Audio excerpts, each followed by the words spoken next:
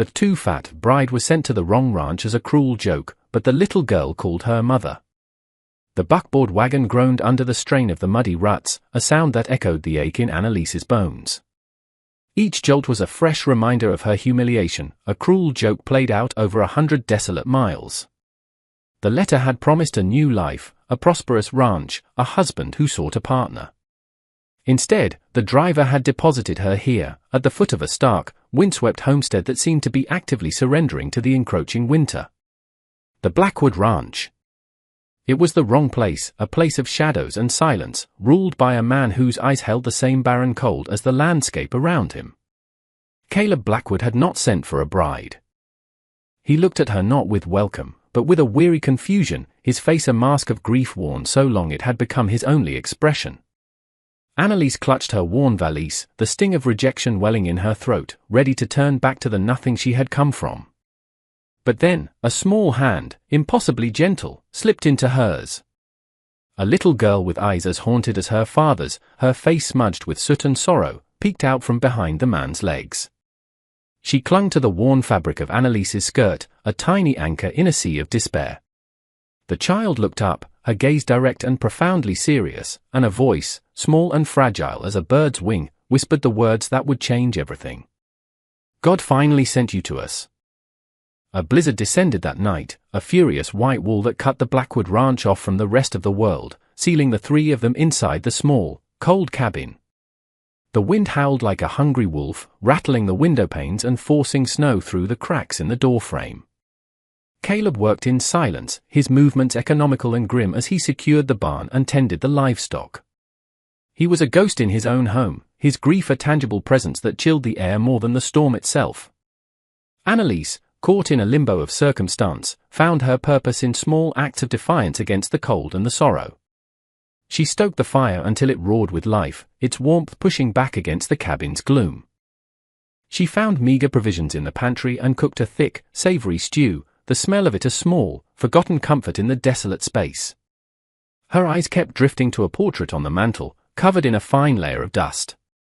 It was of a beautiful, smiling woman, her eyes full of a light that was now painfully absent. This was the source of the haunting, the heart of the ranch's sorrow. By the fire, the little girl, Lily, sat on the floor, a piece of charcoal in her hand, scratching images onto a piece of smoothed wood. They were pictures of jagged lines and swirling darkness, the storm outside rendered in the stark, chaotic language of a child's trauma. Annalise watched her, her heart aching with a fierce, protective instinct. She was a woman who had been told her whole life that she was too much, too large, too plain, too quiet, and yet, in this broken place, she felt a strange and unsettling sense of belonging, a quiet determination to shield this small, silent child from the storm, both within the cabin and inside the little girl's own heart.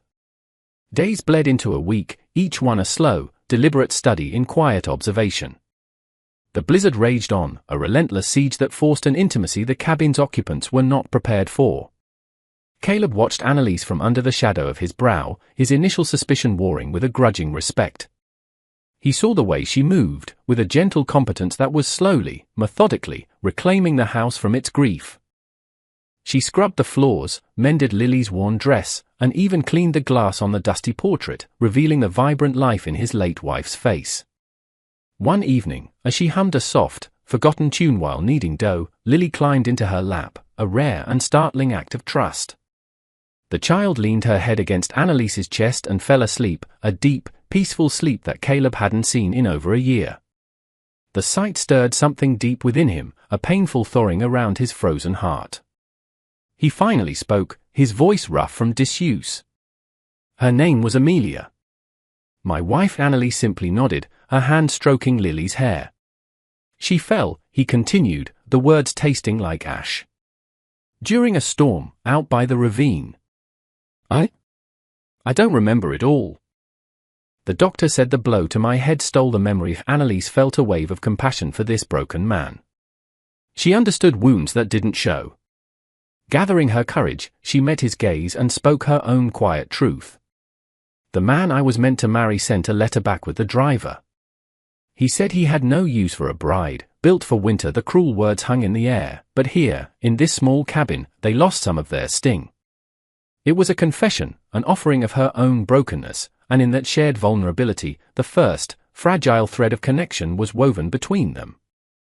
The mystery of Amelia's death lingered in the cabin like a low-hanging smoke, a story with missing pages. Lily's drawings began to change. The chaotic scribbles of the storm gave way to more distinct figures. One afternoon, she brought Annalise a piece of wood, her small face tight with concentration. On it, she had drawn two figures. One was a woman, lying on the ground near a jagged line that was clearly the ravine. The other was a tall man, but it wasn't the broad-shouldered silhouette of her father. This man was leaner, and his face, though crudely drawn, was fixed in a menacing grin. Annalise felt a chill that had nothing to do with the winter outside. She showed it to Caleb, who stared at it for a long moment before shaking his head, his expression shuddering. "It's a nightmare, is all." The storm frightens her, but Annalise saw the flicker of uncertainty in his eyes, the seed of a terrible doubt being planted in the fallow ground of his forgotten memories. Later, while searching for extra blankets in a large cedar chest at the foot of Caleb's bed, her fingers brushed against a bundle of faded calico. She pulled it out. It was a dress, Amelia's dress, the one from the portrait. It was torn at the sleeve and horribly stained with mud. And near the hem, almost hidden in the folds, was a dark, reddish-brown stain that was certainly not from the earth. The dress felt like a screen trapped in fabric, a silent testament to a truth that refused to stay buried. Holding it, Annalise knew with a chilling certainty that Amelia Blackwood had not simply fallen. As if on cue with the shifting emotional landscape inside the cabin, the great blizzard finally broke. A pale, watery sun pierced through the clouds, casting long blue shadows across a world draped in pristine white. The thaw began, slow and hesitant at first, then with a steady drip-drip-drip from the eaves that sounded like a clock ticking towards a new future. The change in weather mirrored the change in Caleb. The silence that had once been a wall around him began to crumble into quiet conversation.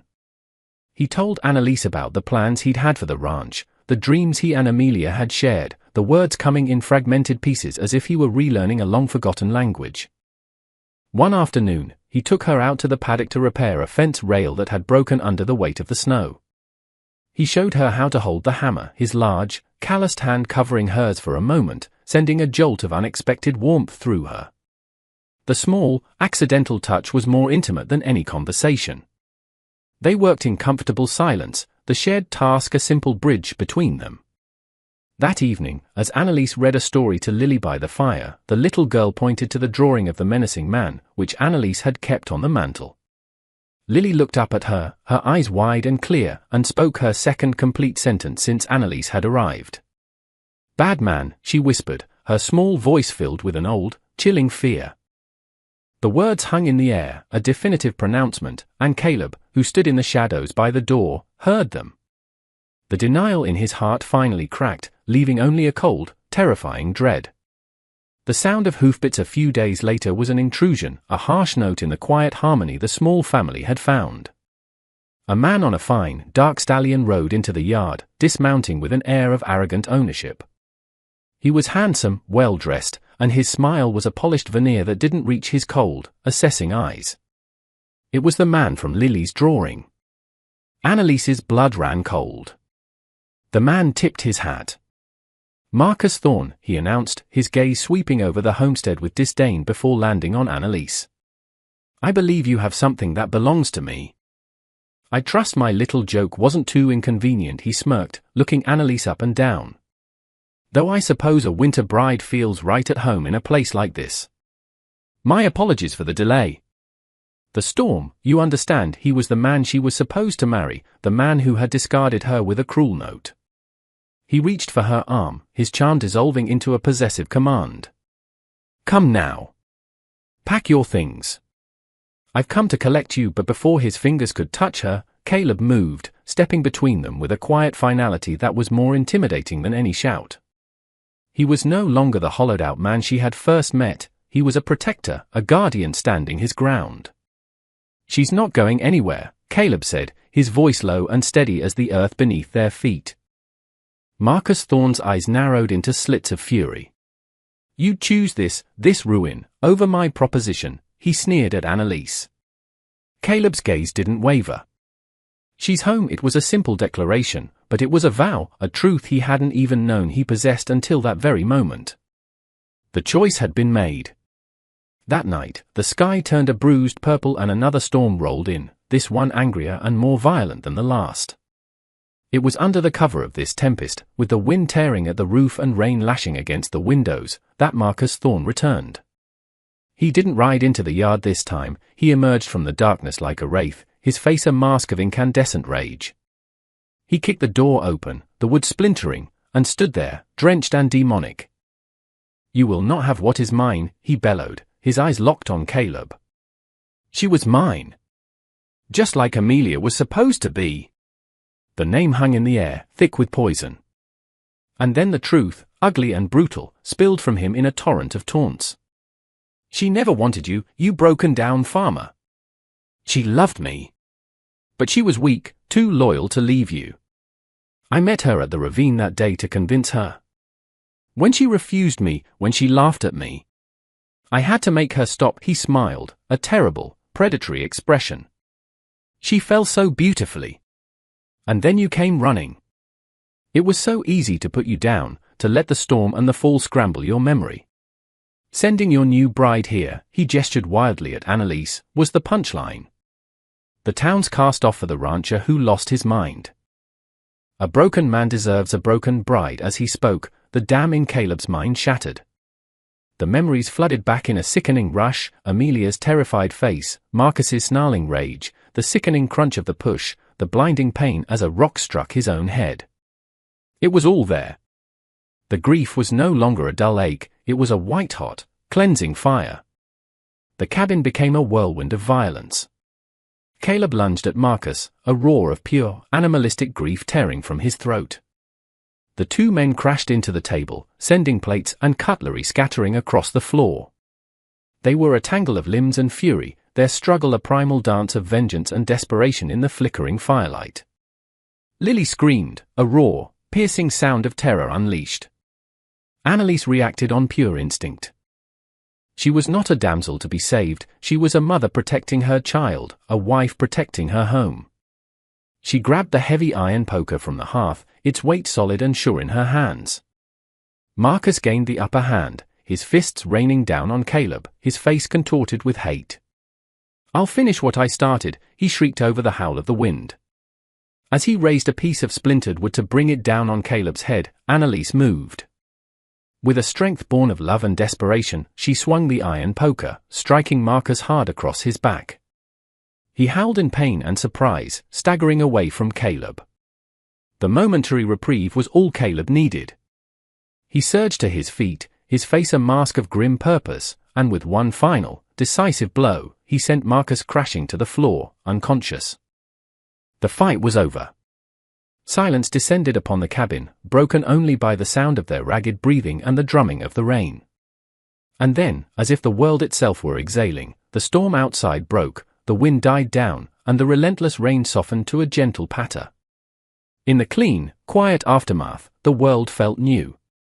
The rising sun streamed through the window, illuminating the dust motes dancing in the air and the wreckage of the night's battle.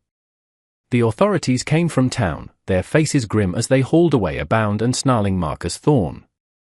Justice, it seemed, had finally found its way to the Blackwood Ranch. When they were gone, an immense quiet settled over the three of them.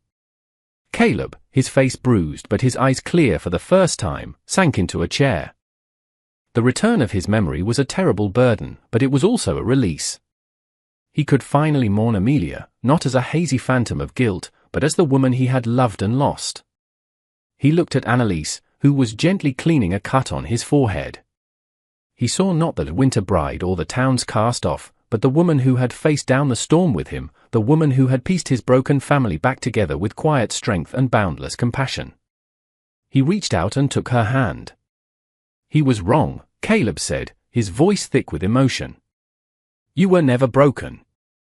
You were the only thing strong enough to make us whole again." He pulled a small, simple gold band from his pocket. It was Amelia's. "This isn't to replace her," he said, his gaze steady and full of a new, profound love. "It's to start over. With you." If you'll have us, Annalise's eyes filled with tears, but they were not tears of sorrow. They were tears of joy, of belonging. She nodded, unable to speak, as he slid the ring onto her finger. It was a perfect fit. 1 year later, the world was alive with the vibrant green of spring. The Blackwood Ranch was no longer a place of shadows, but one of light and life. The fields were plowed, new fences stood strong against the horizon, and the laughter of a child was a constant, joyful melody. Annalise, no longer a mail-order bride but a beloved wife and mother, stood on the porch, her hand resting on the gentle swell of her belly. Caleb came up behind her, wrapping his strong arms around her, his chin resting on her shoulder.